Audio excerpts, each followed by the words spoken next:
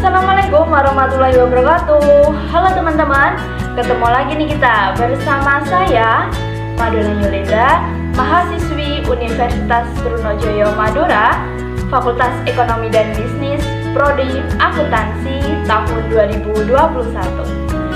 Nah teman-teman, kali ini kita akan membahas tentang berwudu. Pasti di sini gak asing dong sama yang namanya berwudu, karena kita sebagai seorang Islam atau sebagai umat Islam, wudu merupakan sebuah kewajiban bagi kita di mana harus kita lakukan sebelum melaksanakan segala ibadah. Oke, untuk mempersingkat waktu, mari kita membahas lebih dalam seputar berwudu.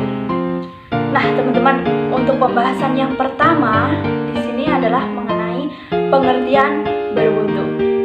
Kira-kira apa sih itu berwudu? Nah, seperti yang saya bicarakan tadi, bahwa berwudu merupakan salah satu cara mensucikan anggota tubuh dengan menggunakan air, sebagaimana seorang muslim diwajibkan bersuci setiap akan melaksanakan sholat ataupun ibadah lainnya. Dan di sini ya teman-teman, ada beberapa hal yang harus kita perhatikan sebelum melakukan berwudu. Salah satunya adalah syarat sah wudu. Syarat sah wudu ini terdiri dari 7 macam. Yang pertama, muslim. 2, berakal. 3, balik. 4, tidak berhadas besar. 5, menggunakan air suci lagi mensucikan.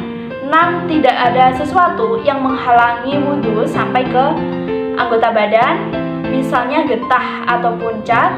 Yang ketujuh adalah mengetahui mana yang wajib atau fardu dan mana yang sunnah. Nah, teman-teman, berbicara tentang wajib dan sunnah, di sini wudhu memiliki sebuah rukun, di mana rukun itu merupakan suatu hal yang harus kita lakukan dan tidak boleh dilewati ketika berwudu. Yang pertama ada niat, kedua membasuh muka, 3 membasuh kedua tangan sampai siku-siku, 4 mengusap sebagian kepala, 5 membasuh kedua kaki beserta kedua mata kaki, dan keenam adalah tertib. Nah teman-teman, selanjutnya sunnah dalam berwudu. Sunnah berwudu terdiri dari yang pertama membaca basmalah saat awal berwudu, 2 membasuh kedua telapak tangan hingga pergelangan, 3 berkumur, 4 membasuh lubang hidung sebelum berniat, 5 mendahulukan anggota tubuh bagian kanan daripada bagian kiri, 6 menyapu kedua telinga luar dan dalam, 7 membasuh sebanyak 3 kali, 8 membersihkan sela-sela jari tangan dan kaki, dan yang terakhir adalah membaca doa sesudah berwudu. Bismillahirrahmanirrahim. Nawaitu wudu al-roh ila hadasi asghari fardhu lillahi ta'ala.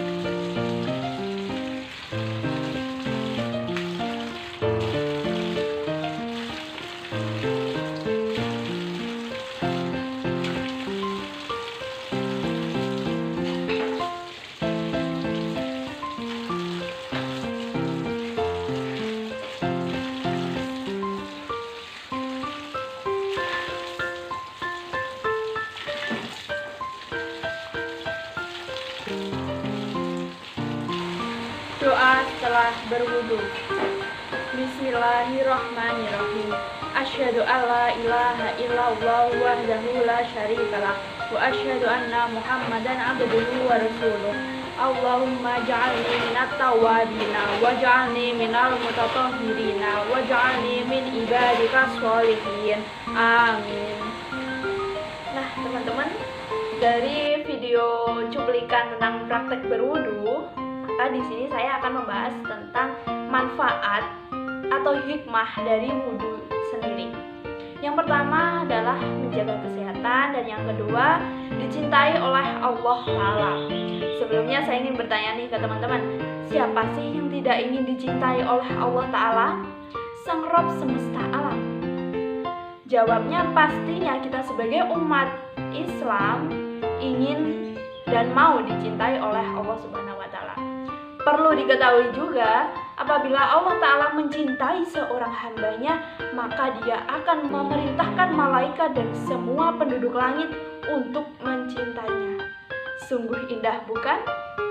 Nah, salah satu cara untuk mendapatkan cinta Allah adalah dengan memperbanyak berwudu. Sebagaimana dijelaskan dalam hadis as-sahih, bahwa sesungguhnya Allah menyukai orang-orang yang bertaubat dan menyukai orang-orang yang mensucikan diri. Quran Surat Al-Baqarah ayat 222. Yang ketiga adalah penghapus dosa. Wudu merupakan penghapus dosa karena sudah dijelaskan dalam sebuah hadis bahwa apabila seorang muslim atau mukmin berwudu kemudian mencuci wajahnya, maka akan keluar dari wajahnya tersebut setiap dosa pandangan yang dilakukan kedua matanya bersama air wudu atau bersama akhir tetesan air wudu. Apabila ia mencuci kedua tangannya, maka akan keluar setiap dosa yang dilakukan kedua tangannya tersebut bersama air wudu atau bersama akhir tetesan air wudu. Apabila ia mencuci kedua kaki, maka akan keluar setiap dosa yang disebabkan oleh langkah kedua kakinya bersama air wudu atau bersama tetesan akhir air wudu hingga ia selesai dari wudunya dalam keadaan suci dan bersih dari dosa-dosa. Hadis riwayat Muslim. Yang keempat, ada bercahaya saat hari kiamat. Orang-orang yang senantiasa menjaga wudunya dan melakukan cara berwudu yang benar, maka di hari kiamat kelak mereka akan datang dengan wajah yang berseri-seri, sebagaimana yang dijelaskan dalam hadis bahwa sesungguhnya umatku akan dipanggil pada hari kiamat nanti dalam keadaan dahi, kedua tangan dan kaki mereka bercahaya karena bekas berwudu. Hadis riwayat Al-Bukhari dan Muslim. Nah, oke teman-teman, sampai di sini dulu ya pembahasan kita mengenai berwudu. Sekian, terima kasih. Jumpa lagi dan wassalamualaikum warahmatullahi wabarakatuh. Dadah.